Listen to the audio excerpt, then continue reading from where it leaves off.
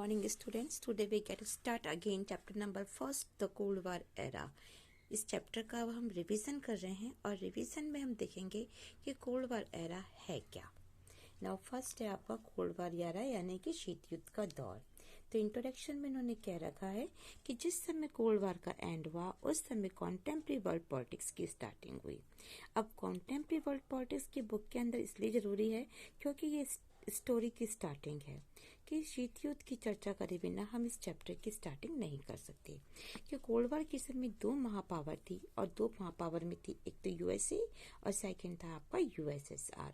इन दोनों के बीच में ही ये वार था। इस चैप्टर में हम अलग अलग कोल्ड वार की जगह के बारे में भी पढ़ेंगे और साथ में हम एनएएम यानी कि गुट निरपेक्ष आंदोलन के बारे पर भी निशान पढ़ेंगे कि इस अंतर्राष्ट्रीय इकोनॉमी सिस्टम के अंदर एक नई कंट्री जो गुट निरपेक्ष देश है उसने किस प्रकार से इसमें एंट्री करी और किस प्रकार से एनएएम को अपना इको डेवलपमेंट करना और पॉलिटिकल के अंदर पॉलिटिक्स इंडिपेंडेंट पॉलिटिक्स किस प्रकार से इसने अपना इसको रिसोर्सेज बनाया, इसके बारे में भी हम इसके अंदर पढ़ेंगे। Now Cuba missile crisis. तो क्यूबा मिसाइल क्राइसिस होता क्या है?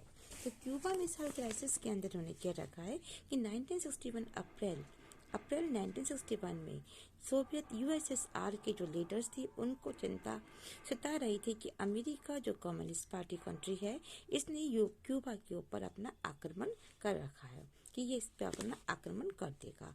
तो इस देश के जो प्रेसिडेंट थे फिदेल कास्ट्रो, इसका भी तख्ता पलट हो जाएगा।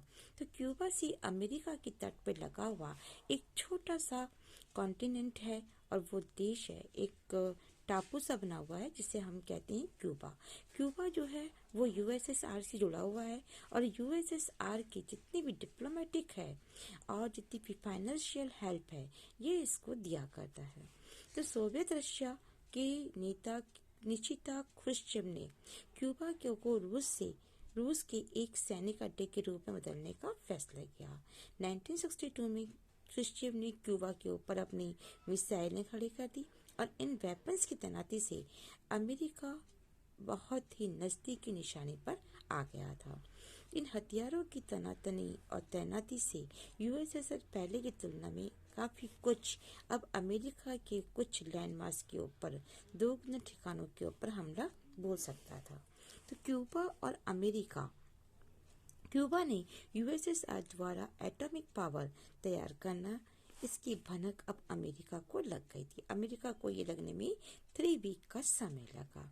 तो अमेरिका के राष्ट्रपति जॉन एफ कैनेडी और उसके एडवाइजर को ये कहने से हिचकिचा रहे थे जैसे दोनों कंट्री के बीच में अब अगर वार शुरू हो गया तो ये वार खत्म नहीं होगा और ये वार जो होगा क्यूबा से मिसाइलों और परमाणु हथियारों को हटाने के लिए किया गया था। अब कैनेडी ने आदेश दे दिया था कि अमेरिका ने भी अपने जितने भी बड़े बड़े बेड़े थे उनको क्यूबा की तरफ जाने वाले सोवियत जहाज को रोकने के लिए लगा दिया था।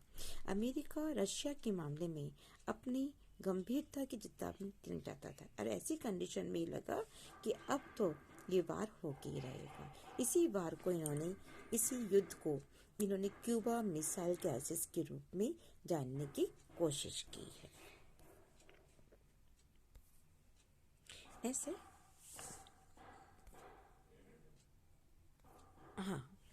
ये जानने की इन्होंने कोशिश की कि किस प्रकार से ये बात हो सकती है। Now what is cold war? Cold war है क्या? कोल्ड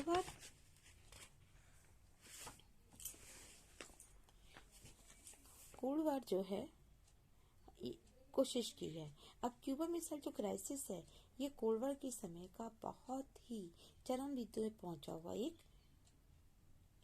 एक संकट बिंदु है जहां पे अमेरिका की जो कंट्रीज हैं, जो साथी कंट्रीज है, इनके बीच में भी काफी कुछ टेंशन और संघर्ष की श्रृंखला कंटिन्यू चली आ रही है। अब इन दोनों कंट्रीज के बीच में पूर्ण व्यापी हो सकता है कि ब्लड युद्ध हो सकता है।